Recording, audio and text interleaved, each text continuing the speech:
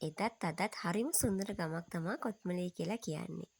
පාරිසරික වශයෙන් වගේම ඓතිහාසික වශයෙන් ලොකු වටිනාකමක් කොත්මලේට තියෙනවා. ඉතින් ඒ වටිනාකම අනාගතයට රැක ගැනීම අපි කාගේත් යුතුකමක්. මේ තියෙන්නේ කොත්මලේ ජලාශය. මම නම් යන්න ආසම තැනක්.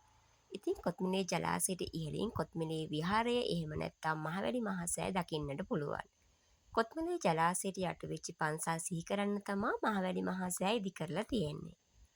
ඉතින් ඒ වගේම තමා කොත්මලේ ජලාශයේ ජල මට්ටම අඩු වෙද්දී ජලාශයට යට වෙච්ච කඩතොර විහාරය දැක ගන්නට පුළුවනි. ඉතින් මේ දවස්වලත් යම් තාක් දුරට ජල මට්ටම අඩු නිසා විහාරයේ උඩ කොටස දකින්නට පුළුවන්. ඉතින් මේ විදිහට දිගටම පෑවුවොත් එහෙම කඩතොර විහාරය මේ විදිහට බලා ගන්න පුළුවන්. දැකලා නැති කෙනෙක් ඉන්නව නම් ඇවිත් බලාගෙන වැඳ පුදා ගන්න.